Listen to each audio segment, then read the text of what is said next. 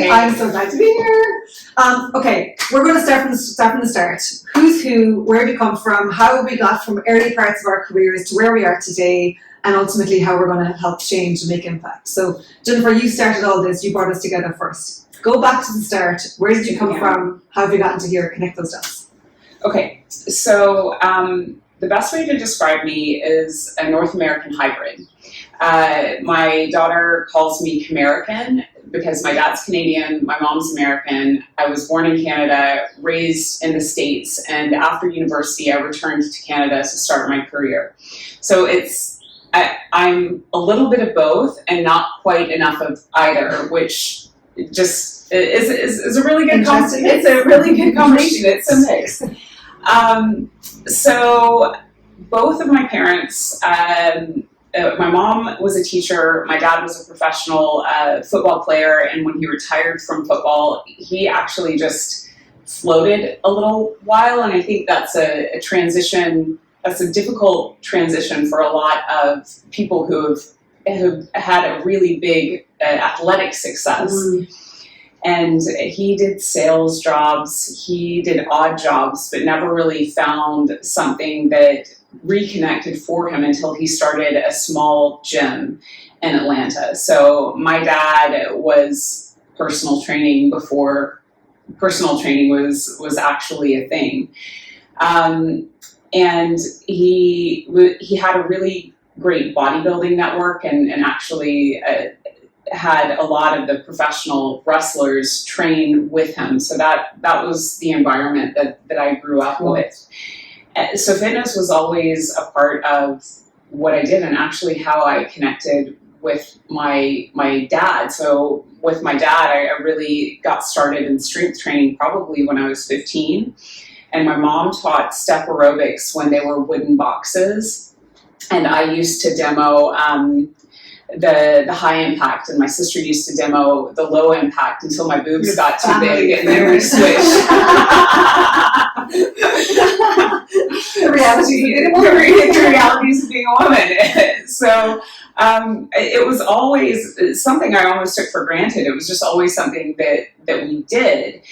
So when I went to study, I actually was ACE certified back in the days where you just got like a whole pile of 3-ring binders from ACE, and that's what I did as one of the summer jobs to make money in between. So when I graduated with, maybe let's take a quick step back. When I went to university, I actually had no idea what it was that I wanted to study. I think like a lot of young people. Yeah. So I picked the major where I would have to take the least amount of maths because maths I was just never successful with. So rather than leaning into it, I was just like, I get to pick now. No, we're not going to do it anymore. So I ended up with communications with a focus on journalism, and that's what I studied for 3 years. I was able to get an internship one summer with NBC, and I was really thinking that journalism meant that you got to pick your stories and had a lot of creative freedom, and that's just really not the case. And after a summer of editing stock footage, I just got really disenchanted. Came back, and my last year I switched to corporate communications. And again, it was like I didn't really know what it was that I wanted to do. Took a few marketing jobs, got laid off from both relatively quickly, fail fast. So I really failed fast there. And I moved to Toronto at this point, and I remember after losing the second job, I was like, okay, I'm going back to the gym. So I updated my certification. This time I took the CanFit Pro certification, walked into a club in the Toronto Financial District. And at that time, there just weren't a lot of female personal trainers. So I think there was... You're showing your age a little bit. I mean, 48. So it was really... it was really kind of segmented. Like there were a lot of female group exercise instructors and a lot of male personal trainers, and but it was a strength that I ultimately leveraged because I could pull a larger female clientele. I was really good about finding out why people wanted to work out, and telling them what they had to do over the longer term to achieve it. So what that turned into was I'd have clients who would want to sign up with me and pay in full for a year. And that was really interesting commercially for my managers and the budget owners. So I ended up teaching teams of personal trainers at a club level, then at a regional level, how to do that. And I think there's when I moved from, this was at Sports Clubs of Canada, and then I switched to their biggest competitor, Good Life. There was a moment where I knew I wanted to switch companies, and I had a friend who knew Patch, who's the CEO of Good Life, and she gave me his mobile number. So I just called him. I cold called him, and I introduced myself, and I told him that he needed to hire me. 2 degrees separation. Yeah. I mean, sometimes you have to be a little bit bold. And we agreed on a meeting point that we would have a short interview. And that meeting point was right at one of his clubs that was right by a very busy subway station in Toronto with a huge glass window. So, and where my office was about a block away. So anybody who was seeing me sit in that lobby would know what I was there for. I sat there for 2 hours. He didn't show up. So I called my friend who had given me his number, and I was like, he totally no-showed. And she's like, that's really crappy, but he's having dinner with his mother on Adelaide Street, which was actually where I lived because they were opening a new club there. So she's like, he's going to be at X restaurant this evening. So I marched. Definitely bold. Second bold. So I walked into the restaurant, and that was my first interview with Patch. So did you meet his mother? I didn't meet his mother. His mother was a huge part of his advisory for his. Fantastic. Yeah, she was a big part of Good Life. So that was also really cool to see, really unique. So my journey with Good Life was about 6 years long, and we had a real dream team. Right. And the revenue grew, I think, from 20 million to 80 million in gross revenue. And those of us who were on the team would start giving presentations about how to do this, how to scale your business. So your corporate comms was coming in useful at that point. Communications actually is also one of those red lines for me, because really understanding how to get specific about articulating things and making sure that people understand is often just skimmed over, and then you miss a whole lot. You miss it's a huge cultural connection that you need. So I was giving presentations about personal training, because personal training was really booming at that time. I think it was 2009, 2010. And I met a couple of crazy Dutch guys at an URSA conference in 2010, and they invited me to come and present for their team of trainers. And on that visit, I met Renee Mose. And I had an opportunity to go out to dinner with him one-on-one at the end of my trip, because the way that my travel dates worked, I was in the Netherlands for two extra days by myself. So he was like, I'll just take you out to dinner. And I did the same thing. I was like, well, if you want to do this, Ray, you need to hire me. If you want to build your personal training and fitness services, just hire me. And I knew at that time, like there was a little bit of like a personal professional eclipse happening in my life. Like I was really not happy in my marriage. I really knew on a deep level that I didn't want to stay in Canada long term. I really enjoy jumping from place to place and learning new places and new cultures. And Europe was a dream. And my original dream was actually London. Like I had in my head, I wanted to go live in London. But Amsterdam wasn't that far away. No, right. And it's a good city. It was a good city. It was a blank canvas because there was no infrastructure for fitness services. It was all being managed by clubs. I think that was at the moment where Renee had just purchased the Fitness First, so that was 150 extra clubs. Yeah. Right. So all of a sudden he doubled the size of his business and was reorganizing. It was just, the timing was perfect. Right. And 4 months after that conversation, I had moved my family over to the Netherlands. It was just like sold house. What age was your daughter at this point? 4. 4. Wow. So that was another hard thing because, and Suze can also relate here, when you have young kids and you're thinking about moving, the advice you get is when they're young, do it when they're young because they're the most flexible when they're young. Like they'll have the least problems with it.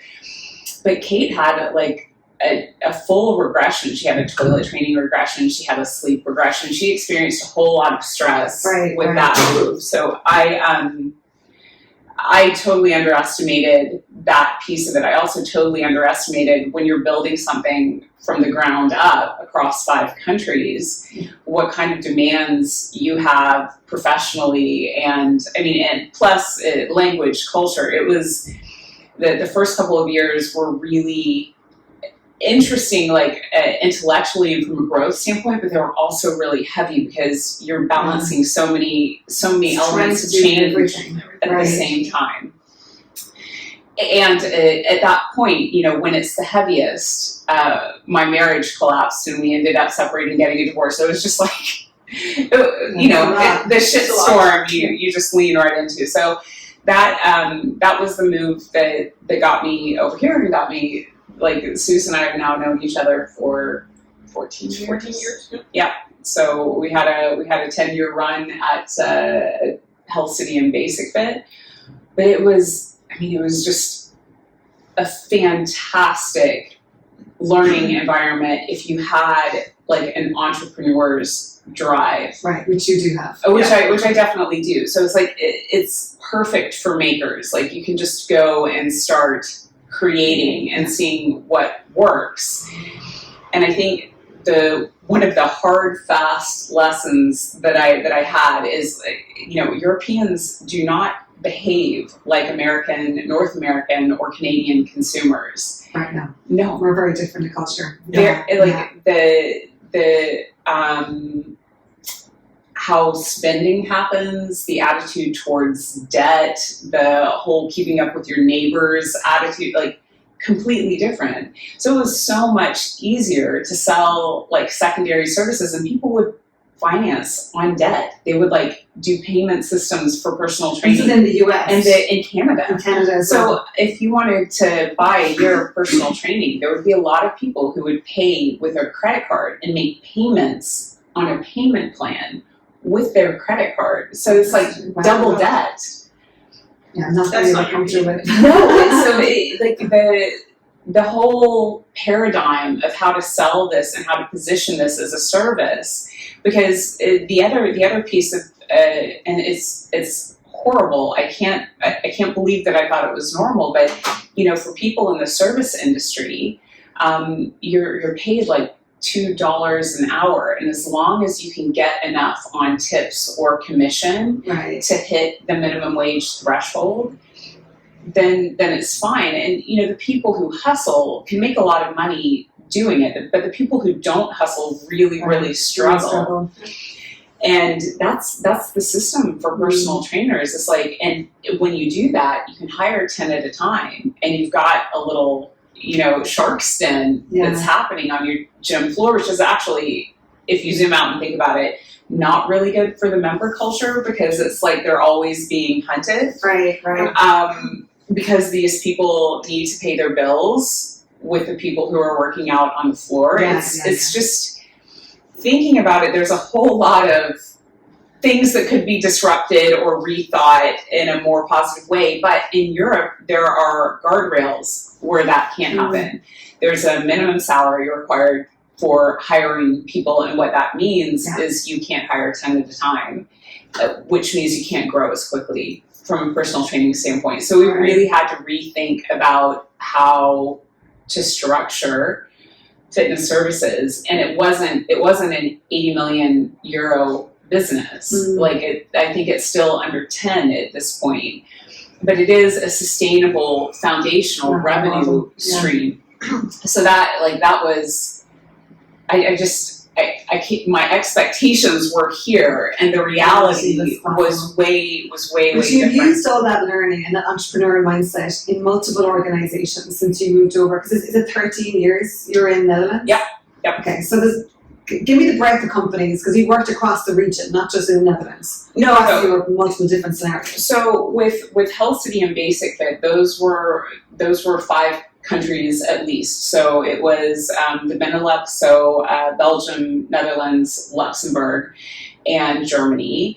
And there were clubs in France, lots of clubs in France. But in the beginning, not so many clubs in France. And then there were some clubs in Italy and Spain. So you had headquarters everywhere, and you had to take a central concept and basically figure out how to global it. Right. And then Basic Fit was, the same international country base, more or less Italy, more Spain and France.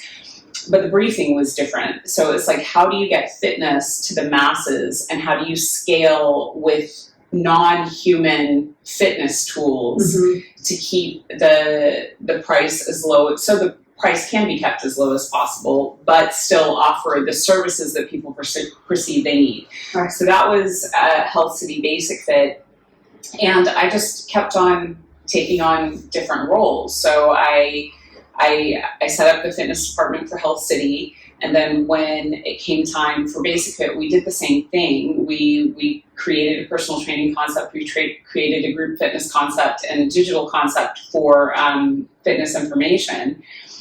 And then my role changed almost into a consultant within the company. So I just did strategic projects for a few years, and I was working 3 days a week, and on the side, Mark, my husband, had started a CrossFit box, and I was involved helping him build that part of the business. Right. And then I stepped back full-time for customer retention, and that happened when Suze, who had set up the international customer care department, was offered the job to set France up operationally for Basic Fit. So when she left, it actually took 3 people to do her job. No, I'm not joking. And I had been doing only fitness for so long. I was genuinely interested in what happened to people after they joined the club, because that front end of the pipeline was so important for so many operators, and it's like they've signed a year contract. So I was able to get approval for a team that was just a little satellite, like a little speedboat for the organization, and we built out the omni-channel customer journey and started doing test and learn campaigns to see what we could do to extend length of stay, and we were able to successfully do that. 2 months it was extended, and we learned a whole lot about customer behavior. And once that was up and running, this is marketing, this is your customer journey, right? So then it made sense for that unit to go into marketing, and not only that unit, like they were building out teams per phase of the customer journey. They were building out the app themselves. There was a lot of things going on, and I didn't want to go into marketing. Like the thing about me is I'm a maker. I'm not a manager. So once things go into implementation, it's time to find another skill set. Right. You're good passionate about it. Yeah, I have to be building. Like that's what really keeps me going. So then that was the moment to do something else. And I thought that I was just going to take a few months, do some yoga, connect with the deeper me, and start working for myself. Like that was the idea. It's like, what happens? Like, what will happen if I just start working for myself? So within 2 weeks, Lindsay Rainwater reached out from LIFA, who had just received a significant funding from American Council on Exercise. And she's like, I'd like you to help me build this out and get it permanently funded. And I was so excited because, being able to work for impact for women within the sector. Remind us of what's the purpose of the Women in Fitness Association. What was the core purpose for its creation? Because that's a really important point for people that don't know what WIFA is and aren't in the fitness industry. Right. So the core purpose of WIFA was to create a network of women working across fitness, and also to create career resources to help them grow and develop. And like those were the two big things, because if we're looking at the fitness sector, it's primarily male dominated at the top. So there was this disconnect that was being seen in, like, where do I find mentorship? Where do I find resources? And that's what WIFA was trying to address. So, and it was a really vibrant, engaged network, very different from anything that I'd ever done. So I said yes, and I said yes for 18 months, and I set up my own company and went for it. And I really treated that job like with an employee's mindset. I wasn't thinking about, okay, I am independent and I need to, save a little bit of bandwidth for thinking about the next step and the next growth piece. So I burned through that 18 months, and at the end of it, I was like, okay, I don't have a next step plan. Right. So then at that point, I did take a few months off and really think about, like, how do I want to position myself? Do I want to go back and get a job with an organization or not? And then this concept of fractional really sunk in with me. And again, my builder's entrepreneur mindset really liked that, like being able to fly in. Like Mary Poppins, like a corporate Mary Poppins. It's like you go in, you can see with your outsider's view, with neutrality, and you have neutrality when you go in the organization. So you have some superpowers that help you accelerate change that needs to happen. And then you're also learning a whole lot, because you're learning a new business, a new culture, a new way of things. So there was the opportunity to work with a German tech company called Sport Alliance. They were building out their global enterprise department, and it was an opportunity to take a fractional role. So I took the vice president of global enterprise as a fractional role for 9 months. We set up the pipeline infrastructure for global enterprise clients, the service strategy, reorganized the team so that there was better alignment. And at that point, there was another opportunity to do a fractional role within Europe Active. So I'm bouncing back and forth within, organizations within the fitness, physical activity ecosystem. And now it's between profit and nonprofit, which I think is also really interesting. To refine, Europe Active is a not-for-profit, so give some context there, because again, not everyone understands what Europe Active is. Yeah, so Europe Active is the trade association for the health, physical activity, and fitness sector across Europe. So it's supposed to be the tie that binds standardization, lobbying, like being the unified voice for fitness and physical activity in Europe. So it centralizes the trade associations.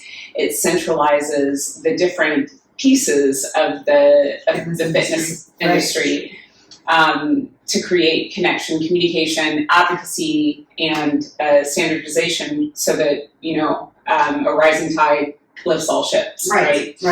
So that's Europe Active, and they needed help for a fractional COO because their CEO was transitioning out. And again, I mean, I knew I had the wisdom that I needed to create a little bit more bandwidth for myself. So I was not taking on full-time fractional roles. I was taking like a couple days a week fractional roles. So at that point I had Europe Active, was still working with Sport Alliance. But I mix. It's a nice public mix. and private and thinking big. And tech and NGO, right? So that was also really interesting. And 2 different countries. So Sport Alliance is based in Hamburg. Europe Active is based in Brussels. I live in Rotterdam. So I was able to see quite a bit of Europe. And the next dot I was connecting is I do not have enough capacity to grow at this point. Like if I'm doing this and that, this is all I'm going to be able to do. And one of the big and great lessons that I got from my time at Basic Fit and ultimately Renee Mo's is you got to be able to scale to make an impact. I'm like, how do I scale? Like I do this with teams when I'm working within organizations, but then how do I do this for myself? And the other piece that became progressively more clear to me is that I felt like I was a team of one. Yeah. I was working within teams, but at the end of the day, it was just me, myself, and I. As a consultant, that's the way it is, right? Does it have to be? Yeah. So that was the question that I started asking myself, and at around the time where I started asking that question like louder, Susanne was in a pivot point in her career, and I'm like, who I would love to work with again and build things with, and then the universe just gave her to me on a silver platter. So I was like, okay, I have to pick the people to work with for your team. To build the dream team. Right. And that was really the beginning. That brings us to where we are now because, never in 1,000 years did I think that, if you told me a year ago that I would be able to convince Susanne to start building things, and you as well. Like when we had the conversation on the phone, and I was like, "This is what I'm trying to do," and you're like, "Okay, that sounds great." It's like, so could raise me on my dream team? So there was like this little fire that was burning in my belly, and I was like, wait a minute, we could put this together. So let's park that for a second. Go back to the collective in a second. Susan, rewind the clock. Where did you start on this? Because you also had a very non-straight fitness linear career. No. Go back to the start. Go back to the start. So I think my start is, I think it's sports in general. So as of a little girl, I have been passionate about sports. And you were tall. For those that don't know, I'm tall. Dutchy. I have a dad that measures more than 2 meters. So and that's also one of the inspirations as starting. So it's team sports. I started as a 5-year-old girl, I think, playing volleyball. Mm-hmm. So I'm playing with this ball, being part of a team, being part of a group of people. Sports, it's powerful, and I think it's been the basis for so many things that I build out on in a later. So I have this passion for people, this passion for sports, especially team sports, and the dynamic around it. So this 5-year-old goal just wanted to get better and better and better, but also wanted to be part of this group of people that developed and that made super things happen. So it's been sports all around, and then especially ball sports and team sports and volleyball, because in the other sports I was not very champion. So I had this sports direction, and I thought about a physical education study or whatever, but I really was bad in everything else than that volleyball game. No gym, no nothing. So I chose to go into a sports economics study, which I loved. So I had this economic side, so about marketing was part of it, communication was part of it, it was about event development, it was everything around sports organizations, but not the physical sport itself. So that's the direction that I took after that, I spent a year in the States before I started that. So also doing. I learn something new every time. Yeah. Okay, Yeah. sure. So I was an exchange student for a little over a year in the United States before I started my studies, actually, and that brought me another culture, another element in my personal development. So that was amazing, and also seeing the sports culture, which is great in the States, and where everything around sports and school is so different than I was used to. So that's super cool. And then I started my studies in Tilburg. For 4 years, and I ended up doing my final research for PSV, which is one of the big Dutch soccer clubs. So I went internally there, and I stuck around for like a few years because I really liked the fact that you have this sports game, but everything around that, so the organization around it, but also the commercial, the business of it. So I hung around there a little bit, and then I saw this job offer for Health City. So Health City was one of the fitness chains in the Netherlands, and they had a part in the south and a part in around Amsterdam. And I saw this job opening. It was like, fitness, interesting, because it's the commercial side that drove me, the business side that I found interesting, because I'm a team player. I've never been in the gym until that point. So I remember really well my job interview with, at that moment, Erik Wilborch, which was the owner of the clubs in the south. And I think we chatted for an hour and a half, but I left and I was like, I did not have the right answers on any of his questions because I knew nothing about fitness. But we had this hour and a half conversation that was super interesting. So I went out and was like, okay, this is not going to be it because I don't know about fitness. But the next day he called me and said, if you want the job, it's yours. And I replied, oh. He's like, okay, a little bit more enthusiasm might be nice. So I'm just, he said, the fitness stuff we're going to learn, but who you are and the fact that you've been in team sports and the fact that we had this hour and a half super interesting conversation, he said, that's what's going to make you grow. So I started and I built out a really nice career in that. So I was a sales consultant, club manager, regional manager. That was all Health City, and then it's transferred to Basic Fit, where I did a lot of projects, take over clubs, so a lot of integration of different teams and different cultures because we bought there was a merger here. There was a merger. Managing the merger. Doing that, and then setting up the customer care department internationally because that was in multiple countries, setting up the first customer journey to get the whole connection with the members going instead of only doing sales and getting people in. That's what Jennifer said, just getting that connection and trying to keep them longer as a member. So build out on that. And then in 2017, the moment came that René Moos asked me to lead their biggest country, France. And I accepted.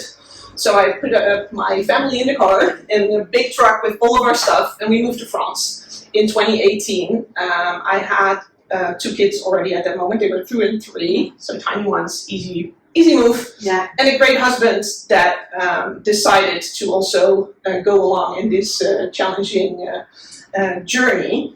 And we moved to France, and there I built Basic Fit from 200 and something clubs at that moment to 800. I left at the beginning of this year. Biggest operator. So we went from 200 clubs to 800 and 3,000 employees, and the whole organization changed from small business to quite a big ship. And to have like the founder CEO, I mean, the beauty of being a founder CEO is it's your baby. You know, so to have that trust being transferred to somebody where you have to physically move country, move your family. Thankfully, you've got a great partner, supportive partner. Very supportive. Amazing. Like, it is a massive undertaking. And this is after going through mergers, after building up departments. But you love France. I love France, but I also love change, and I love seeing the differences in people and cultures, and then working with that.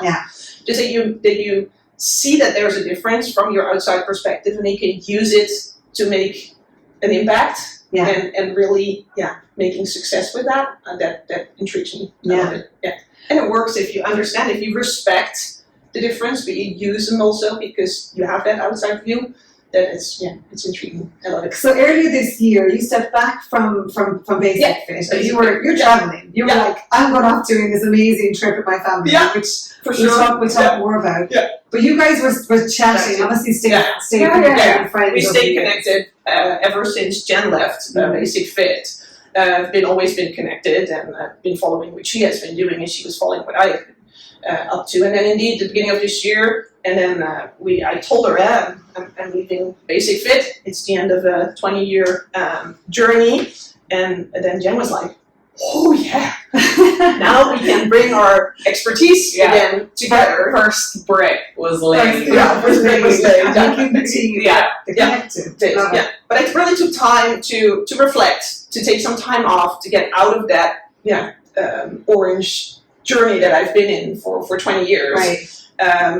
Took a great trip with my family and started reflecting and started discussing and chatting about this idea of the collective, and that was it was giving me new energy. It was interesting. I've not been an entrepreneur, but it did trigger my creativity. But you've been an entrepreneur, for sure. I mean, setting up departments from scratch. For sure. In different countries. It is. I totally forgot about that word. I'm glad I have it again. Entrepreneur, because I was the same. I mean, I wasn't in the entrepreneur world until recently. Entrepreneur is what we were. On the way. And I love the journey of it over. I think the summer of discussing and pulling off ideas and then putting it down again and then putting it in. Oh, that's interesting. If we do it like this, and what are we missing? And what did Jen already set up with her own business? What was she missing? What could we create? And that started rolling, and then we got you on, and then so there's this incredible dynamic of creating something together with different people, different perspectives, different backgrounds, and a huge backpack of experiences in these industries. It's been interesting because we got connected through Europe Active. In the last few years, kind of getting intermittently connected on different projects and so on. Obviously, met over the years at FIBO, at the industry event, and so on. But you came refreshing. Basic Fit as well a few times. Like your name was floating in the some halls of of Basic Fit a couple of times because I was on. And so let me wind back the clock on my connecting the dots because this is where it gets super exciting as well. So. Like you, I was very sporty, and I was lucky. I mean, thankfully, I'm tall and I'm fairly built to move. I mean, I have no inabilities, thankfully, that's tarnished my mood at all. But my mother was a hairdresser, and the first gym I worked in was in my local town. She had a salon over the gym. This is part of a hotel. Ireland's culture, a lot of gyms are in hotels, and then so part of spas and part of that wider service. Which I'm a massive fan of. We'll come back to that. We need to go back to having that more services. And I was ultimately doing the usual, getting teas and coffees and, picking out hairpins and stuff. And then I was in the gym doing basics around reception and cleaning and all the bits. But what's nice about the personal trainers there were powerful. I felt they were, first of all, really, really nice people, but then they were sharing their stories of people that were genuinely changing their lives. It was quite an older demographic in the morning time and come in for aqua aerobics. But they all used to connect and have coffee afterwards. They had a community of people that were just supporting each other. And some of them had been widows, they'd been through cancer, they'd been through bereavement, they'd lost their family members. There was a massive, and I was like, this is kind of really cool, isn't it? So it was my first exposure into the non-really high-end sport. I was in playing a decent level. The gyms I was dealing with were there wasn't very little in terms of women doing sports in the gym for sports teams at that time. But I was like, this is really nice. This is actually where I find this is enjoyment. So dealing with depression, dealing with cancers, dealing with COPD, dealing with community, older age, healthy aging. Together. That's what's actually excited me. So I took a year out. I left school at 15. I went in one first day. I was in this convent. I didn't like it. I didn't like the culture of all girls Catholic school. I was like, I don't know if this is for me. So I ended up leaving one day, got the bus back out to work, and I said to my manager, David, who to this day I'm like, he changed my life. I was like, can I get a full-time job here? Because I want to change school. I need money to make money to do so. And he's like, yeah. He's like, if you can work this hard all the time, you can do anything. And it's like, okay, great. So he's just like, just work hard. And it's like, okay, I need all the shifts, all of them, please. And then I ended up getting 2, if not 3, Airbnbs, B&Bs. Ultimately, I'm from a tourist town, so I would do between the gym and the B&Bs. I was like working just all the time, but it was. I earned great money, thankfully, because I was 15 and I was like 16. There wasn't wasn't big high tax at that point, which was great. I did go back to school, did my leaving cert, went to college. First of all, went to do biological sciences, as I loved physiology. I loved the biology part, loved it. Like that to me, I could do that all day. And so I did the biology, did 1 year, but it was a lot in labs. And it was really cruel, actually. The labs had big glass windows that overlooked the sports complex. You can see where I wanted to be. So I did a year in biological sciences, did really well, but didn't like the fact that it's going to be in a lab-based environment. So it's not for me. I'm an extrovert. I need people. So I changed to fitness and physiology, health, fitness and leisure, at the time it was called. And I changed county as well, because I moved from Limerick to Cork to do the first year, then I went to Kerry and all this money mix, it's all west of Ireland. And it's a 5-year degree. What was really nice about the 5 years, the 5th year we uniquely had a focus on disabilities and people with disabilities. Yeah. It was really cool because I was working with, actually, again, it was like massively impactful because I was working with twins who had severe autism, which was amazing to work with because, again, it's until you work with someone with severe autism, you have no idea like how extreme it can be as well. Yeah. Like massive therapy options there. We did horse therapies, which I found phenomenally powerful. And then a lady with MS, which was also massively impactful, going, this is no control of her own in many ways, but she was making progress. And we had done pool therapy and a whole bunch of different therapy styles.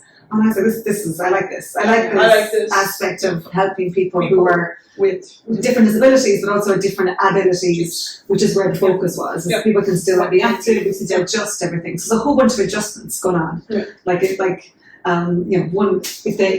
did a lot of pool work as well. But it was just really interesting, really powerful people. Yeah. So when I moved from there, I ended up starting in my placements. I did a work in the council in Dublin with the disadvantaged children, in particular in Finglas, so projects, which again, enlightening to work in a place of extreme poverty, but complete creativity. So low education system, but the funniest kids I ever worked with, like the funniest kids and the most resilient, like to the point where, you appreciate everything you have.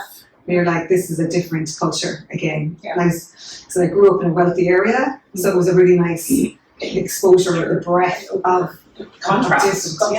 Huge. And then I ended up doing an awful lot of projects with, again, people with disabilities, kids in different disadvantaged areas, older adult groups, and I worked with the HSE then, at the Irish health system, again, setting up projects around different focus groups, which I really enjoyed, which formed into what we call the sports partnership, which is bringing together government, corporate, private health system, some gym work, also education and so on. Which again was quite a big case. We get up to a structure around this, so it grows from all these different initiatives into much bigger. Yeah. And that's where I realised I like working on big projects. Working together. Because I had done bits of like personal training over the years, but I felt limited because I was like, this is one-on-one, but there's thousands of people who need improvement. Yeah. So it was more of how do I work on the big projects, which is where I liked it. So when I left, I ended up working in college, working on those projects. Then the Apple job came up, where it was advertised. This is the longest job spec in the world. And what ultimately was happening was that the team from the US who were managing employee health, like, we don't know what this looks like internationally. There isn't an employee health culture because it's really funded by insurer or by government. Yeah. So they just put this big long job spec of, they want someone that can do all of these things in fitness and aware nutrition and mindfulness. And it's like, this is a really long. They're everything. Let's just see what pops up. So I ended up applying for it, not even knowing Apple was in Ireland at the time, to be totally brutally honest. And it was 1,600 people, so it wasn't a small organisation. I was like, sure, look, what have I got to lose here? And I'd already started off a course in neuromuscular physical therapy just because I love so much the physiology and I liked again the therapy side of things. But when I started, I realized that the Apple had basically said, we don't know if it's going to work. We don't know what the strategy is going to look like. It was the first role outside the US to go, does this make sense to even invest in? Yeah. So it was a 6-month, so it was a part-time 6-month contract to start with. And my boss was really cool. He's from the US, and he'd been in the industry for forever. And he'd also been, in HR. Even though he had a fitness background, he was in HR and understood the world of this works everywhere. People need to be active the world over. So within 6 months, we had a strategy built, we had funding approved, and I had a full-time contract. And it was like, go for it. Of course you did. But I mean, the beauty of Apple, right, is you've got leadership who genuinely get it. They didn't know it was worth investing in because it was obviously paying a fortune around insurance and so on. But they were like, we know health works. We know people are healthier and happier, and they work better and productivity. So I didn't have to sell them too much on that story, which was nice because then it was like a full time. I was like to the leadership team, so you all got to come join the gym and be active in the gym visibly during the day. And they're like, we're a bit busy. I'm like, now you got to find time. If you're gonna tell me to go get 100 people to be active, lead by example. You got to lead by example. And they did. They all opted in for a trainer. So I hired up trainers and we put a fitness structure class around it. There was already a big sports team. There was loads of sports and social groups. So we just kind of combined all the dots together. And we're like, we got to get everyone to be physically active in some description. So actually where I ended up starting running my first marathon because I signed up for a running group. I created a running group going, I can put structure around it. And they're like, you can't let us train for the marathon and then you have not to. And I was like, I'm not a runner. But I can. I'm a sports person. I'm not a runner. So then I ended up going, okay, well, if we're all going to train together, fine, let's do it. So it was the first marathon. But it was a really good 12 years. It was first 9 was on the employee health side, so building everything from on-site fitness centers, like state-of-the-art fitness centers, which is where I got to know some of the suppliers, that side of the business. And then, nutrition, dietitians, the on-site services, changing the EAP, employee assistance program, from being an emergency to being no, everyone has crap in their lives and needs to talk about it at times. And even performance reviews. Before you give somebody negative feedback, talk it through with a trained professional where you can land it in the right way so it's the most better outcome. Makes total sense, right? You say that out loud. Yes, makes total sense. So then we ended up bringing it on site. And so we brought on site GP services, medical services, dental, optometry, physical therapy, chiro, massage, dietitian, counselling, and the fitness centre, all operating as one multifunctional, unit.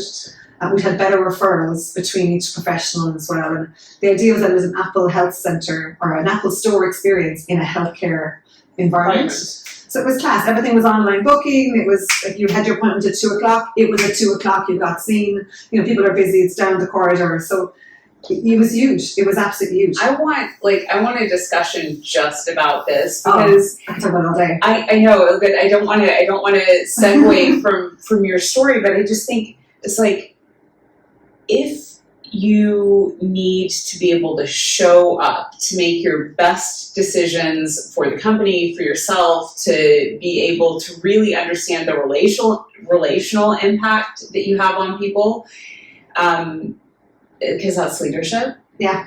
You have to be supported to show up that way. Right. You have to know what the formula is to show up that way. And I think it's really cool that you got to be a part of that for an organization, because I'm like, every organization needs like a chief fitness officer. You know what I mean?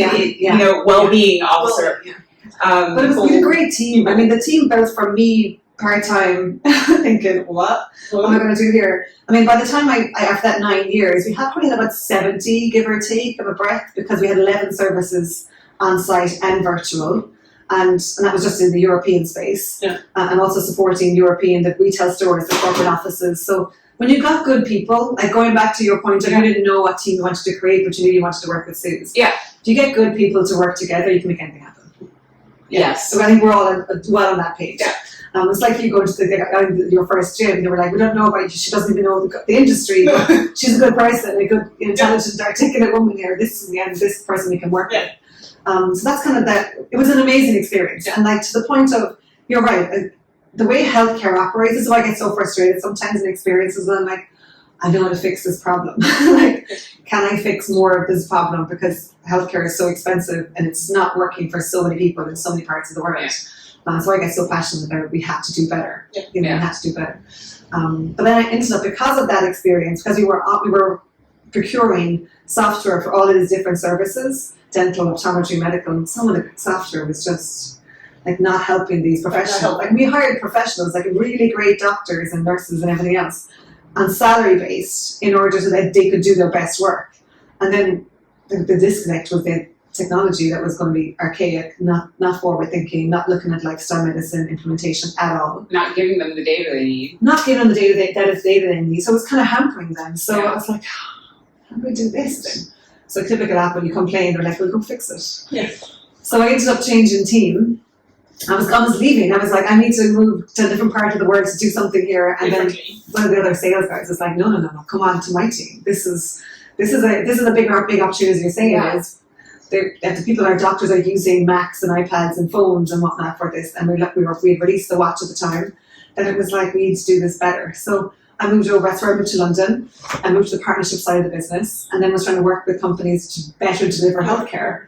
But likewise, it was going back to, let's think big, but let's bring it back down to this people. You have people using your technology or your solution. So it was pharma, it was medical devices, it was insurance, and then it was startup. I was working with Sport England and London Sport to support startups that they were working with.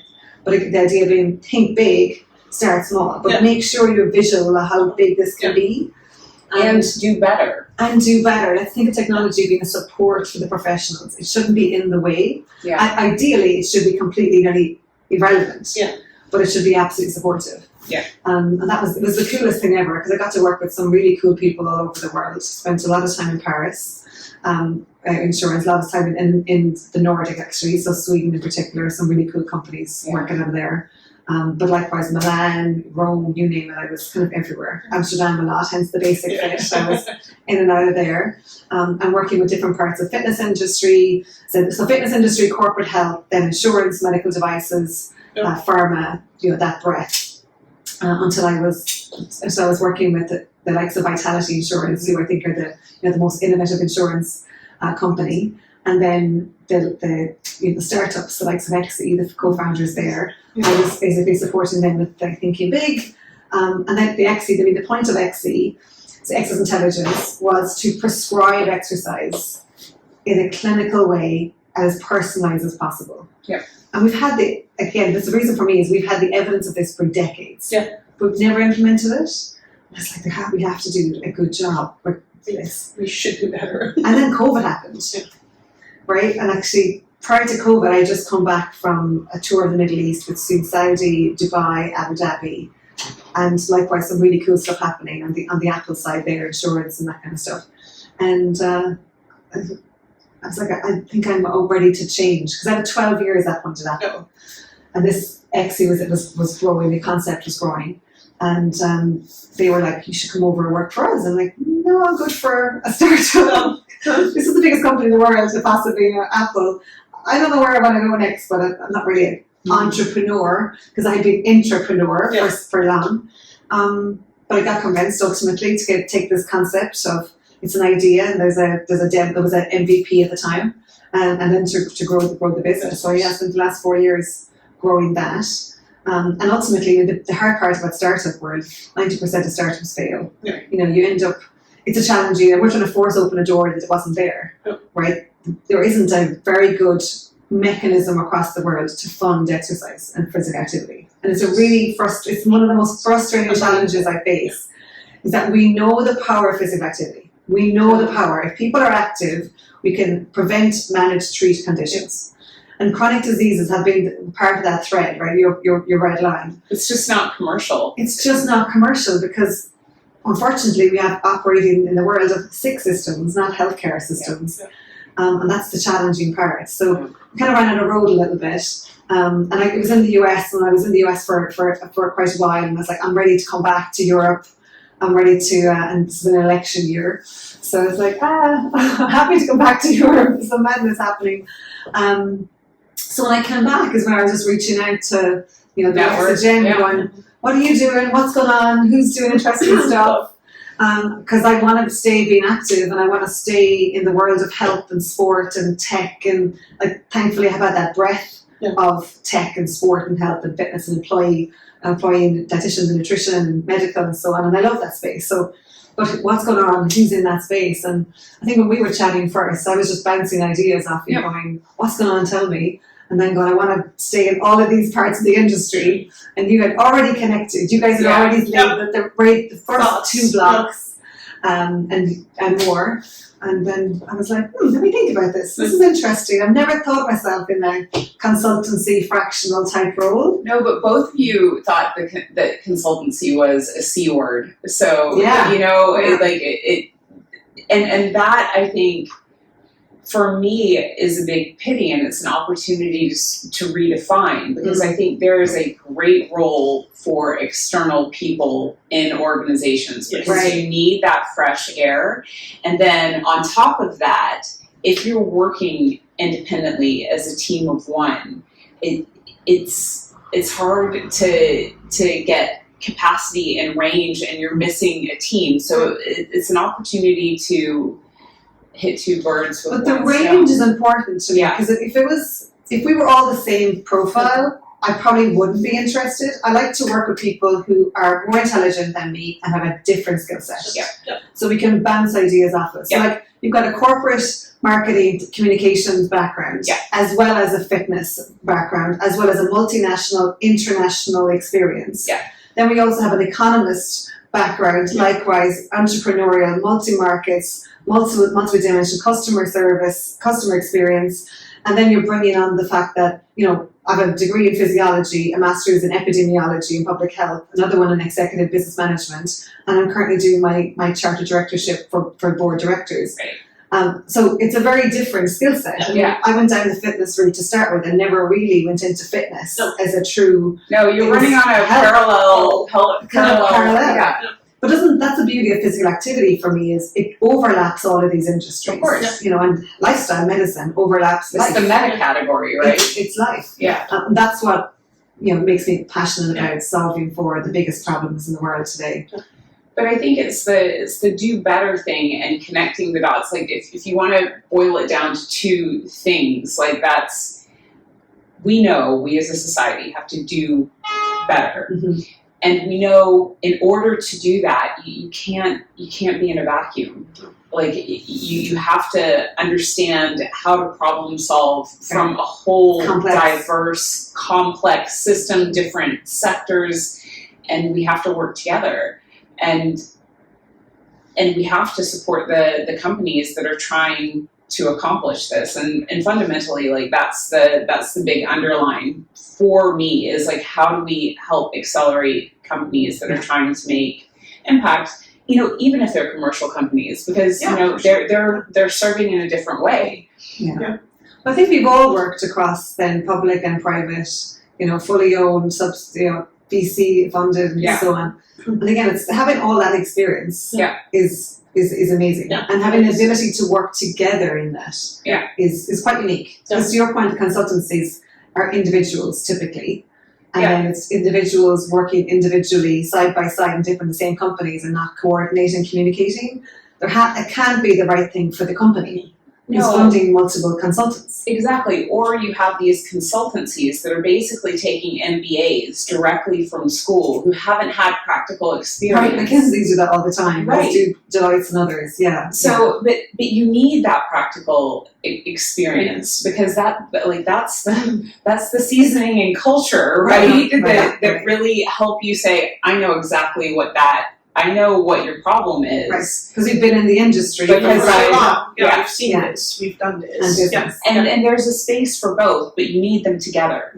Not just the training without the experience, and not just the experience without the training. But to your point about team is, we appreciate also those within the business have vast experience. So it's not ignoring that, it's tapping into, it's already making use of what is there. Making use of everyone's knowledge and talent and experience to the best of its ability. Because it is hard, as we know in business. Sometimes you're so head down getting your job done, you forget that there's take the time to massive breadth around you. But that's the leadership piece, right? Is like, is understanding that, my role as a leader is to make sure, and you've done this beautifully, is putting the right people in the right places and giving them the tools so that they can succeed, so they stay engaged. Because I genuinely don't believe anybody wakes up in the morning and is like, I want to tick a box and warm a stool. They just don't. And when they aren't engaging, it's because something has gone wrong in the formula of match for the role, communication, culture, and it's just about figuring it out. And you can't take people out of the process. And I love that problem solving element of figuring out what that unique formula is that's going to get you engaged, so that you can be like, okay, I can take my unique expression of what it is to be me and make a positive impact in the world. Like that. We all have that, and it's about unlocking it, and we all have equal responsibility in unlocking it for ourselves and creating space for other people to unlock it. I really enjoy when you see somebody evolve. Whether it's from coming out of college and they have the world at their fingertips, and they're a little bit like, I know loads of stuff, but actually I don't really know anything yet. And then evolving with the confidence and experience to being and another amazing leader or manager. I love it. I really enjoy that part. I really enjoy that. It's so satisfying to see people grow and seeing them being, now I'm in the right spot. So that there's this magic in their work and in the things that they put in the workspace. Also, and then passing that on to others. So if they see that they found their own growth, it's a ripple. Right. Yeah. So it's inspiring to others. It's like, okay, but if I make this decision, if I know who I am, if I know that I'm in the right spot, and I'm making an impact, and I see that it's inspiring for others, and they start creating this ripple of positive growth in the business. Yes, absolutely. And on the other side, if you're kind of that frog boiling in water and you have been in the kind of burnout cycle, disengagement cycle, just trying to keep your head above water, but you're in a leadership role and you no longer see the impact you're having on the rest of the organization, this is where the outside set of eyes comes in, and the extra capacity to, give that leader space to fill their battery back up and be able to show up the way that they want to show up. Right. And start, recreating the environment. I've never worked in an organization where there has been enough attention paid to that, and you miss so much magic from people.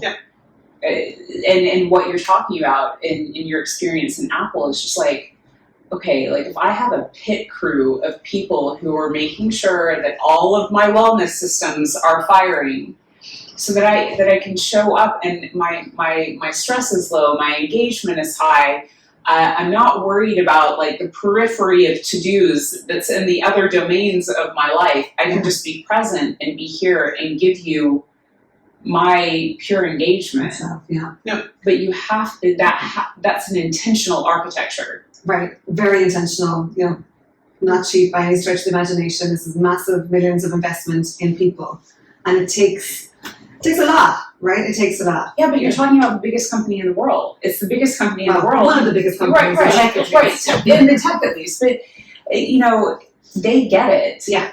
And if there's a company that's hitting this bandwidth churn, like you're seeing all these symptoms, don't see it as a cost. Right. Like, this is the beauty, right? We know recruitment is costly. Yeah. Right? We know training new people is costly. Absenteeism is costly. Yeah. People on sick leave is costly. People that show up and aren't fully present is costly, even though you can't really calculate that one.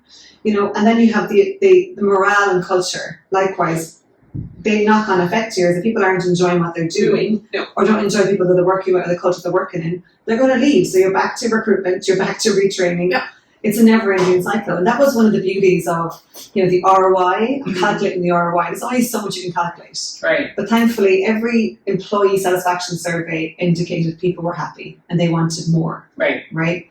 And some of the stuff was really simple stuff. I remember the very first time I went in, and we did like a survey going like, what do you think you need? And for obviously I had a plan, but there's a lot of stuff that I want to do here, like revamp the gym to be best in class, redo the menus in the cafeteria, more healthy options in the cafeteria, right? And then move the smoking area. It's way too close to the door, right? Those are the basics from my perspective. But then you ask people like, for you, what do you need? And one of the manufacturing plant, one of the biggest requests was to change music on the radio. Yeah. Because they were at 12-hour shifts and they're like, the music is just so bad. And it's like, that bit I can do tomorrow. So like within 24 hours we had that fixed. And they're like, this is brilliant. This is so amazing. Like, sometimes the small stuff. But it's about listening to the